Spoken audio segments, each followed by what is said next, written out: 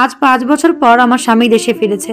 বাসার সবাই অনেক খুশি ছিল, কিন্তু আমি একদমই খুশি ছিলাম না। কেন খুশি ছিলাম না সেটা একটু পরেই বলতেছি। হঠাৎ করে আমার স্বামী আমার দিকে তাকিয়ে বলে, তোমার কি মন খারাপ নাকি অন্য কিছু হয়েছে? আমাকে বলো। আমি তখন বললাম, আমার কোনো সমস্যা নাই, তুমি রেস্ট নাও, আমি তোমার জন্য পানি নিয়ে আসতেছি। তো তার জন্য যখন পানি নিয়ে যাচ্ছিলাম তখন আমার পায়ে একটু আঘাত থাকায় আমি খুঁড়িয়ে খুঁড়িয়ে হাঁটছিলাম, আর সেটা আমার স্বামীর চোখে পড়ে।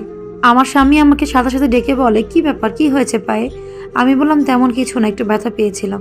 তখন আমার স্বামী বলে, আচ্ছা, আমি অনেক ক্লান্ত, আমি একটু ঘুমিয়ে নিই, ঘুমানোর পর আমরা বিকেলে দুজন মিলে একসাথে ঘুরতে যাব। এই বলে আমার স্বামী ঘুমিয়ে যায়।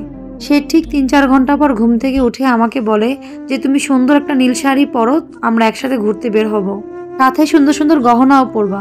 আমি তখন একটু হেসে উত্তর দিলাম, আমি এসব কোথায় পাবো? আমার তো হাতে গোনা ৩-৪টা শাড়ি আর ২-৩টা জামা আছে, যে জামাগুলো আমি সবসময় বাসায় পরি। আমার স্বামী তখন চেঁচিয়ে বলল, মজা করো না আমার সাথে, যেটা বলছি সেটা করো। আমিও তাকে জবাব দিলাম, কেন মজা করতে যাব? যা সত্যি আমি তাই বলছি, আমার এর থেকে বেশি আর কিচ্ছু নাই। তখন আমার স্বামী বলে উঠে, আমি তো তোমাকে ৫-৬ মাস পর পর তোমার পছন্দের শাড়ি কেনার জন্য মায়ের কাছে টাকা পাঠাই, প্রতি মাসে তোমাকে ২,০০০ করে টাকা দেই হাত খরচের জন্য। এছাড়াও এই যে গত ২ মাস আগে তোমার জন্য ১ লক্ষ টাকা পাঠিয়েছি তোমার স্বর্ণের গহনা বানানোর জন্য। এসব তাহলে কোথায় গেল? আমি একটু বিরক্ত হয়েই বললাম যে, এসব আমার কিছুই নাই, আমি যেতে পারবো না। তখন আমার স্বামী বলে, ফোন দিলি তো ঠিকই বলতা যে আমার সবকিছুই আছে, তাহলে এখন এগুলো সব কোথায় গেল? এতক্ষণ স্বামীর সাথে একটু গরম গলায় কথা বললেও শেষমেশ আমি কান্নাটা আর ধরে রাখতে পারিনি।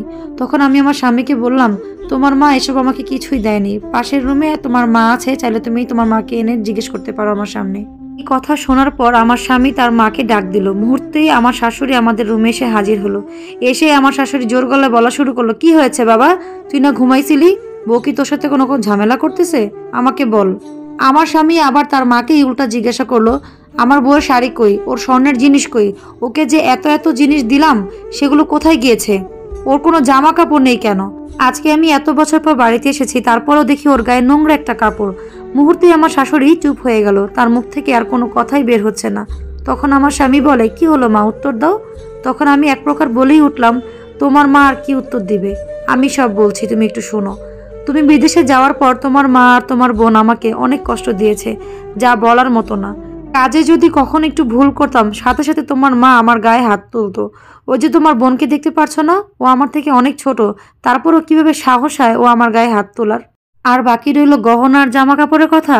গত মাসে আমাকে যে টাকাটা পাঠিয়েছিলা, ওই টাকাটা দিয়ে তোমার বোন নতুন একটা আইফোন কিনেছে, পারলে জিজ্ঞেস করে দেখো।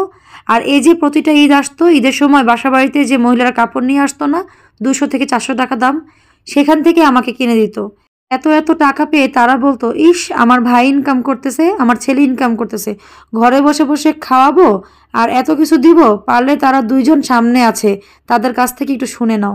আর তুমি জানতে চেয়েছিলে না যে আমার পায়ে কি হয়েছে, আমি পা ব্যথা নিয়ে হাঁটতেছি কেন? তাহলে শোনো, রান্না করার সময় রান্না একটু ভুল হয়েছিল, খেতে একটু খারাপ হয়েছিল বিধায় তোমার মা পুরো কড়াই আমার পায়ের উপরে ফেলে দেয়।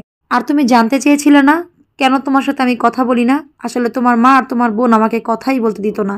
এসব কথা শোনার পর আমার স্বামী তার মাকে বলে, মা, আমার বউ যা বলছে এগুলো কি সত্যি?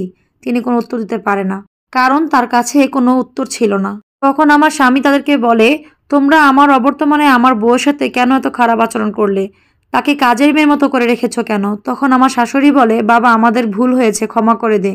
তার বোনও বলে যে, ভাইয়া ক্ষমা করে দাও। এমন অবস্থায় আমার স্বামী অনেক রেগে যায়। তাকে বললাম, তুমি শান্ত হও, যা হওয়ার তো হয়েছে। আবার আমার শাশুড়ি আর ননদ রাগ দেখিয়ে রুম থেকে বের হয়ে যায়। তখন আমার স্বামী আমাকে বলে, আমার অনেক ভুল হয়েছে, তোমাকে এভাবে রাখার জন্য আমি তোমার কাছে ক্ষমা চাইছি। আমি তখন আমার স্বামীকে বললাম, তোমার তো কোনো দোষ নেই, তুমি কেন ক্ষমা চাচ্ছ? আমি স্ত্রী হিসাবে তোমার কাছে একটা জিনিস চাইবো, তুমি কি রাখবা? আমার স্বামী বলে, কি বলো? আমি বললাম, তুমি আর কখনো বিদেশে যাবা না, যাই হোক দেশে থাকবা। আমার স্বামীও তখন বলল, কথা দিচ্ছি আমি আর কখনো বিদেশে যাব না। সে আরো বলল, অনেক হয়েছে, এখন চলো মার্কেটে যাই, তোমার কি কি নাই বলো, সব কিনে দিব। আসলে যাদের স্বামী বিদেশে থাকে বা যারা প্রবাসীর বউ, তাদের কষ্টের কোনো শেষ থাকে না। তার উপর যদি শ্বশুরবাড়ি এরকম হয় তাহলে তো কোনো কথাই নেই। এই গল্পটা একটা আপুর জীবনের ঘটে যাওয়া সত্য ঘটনা।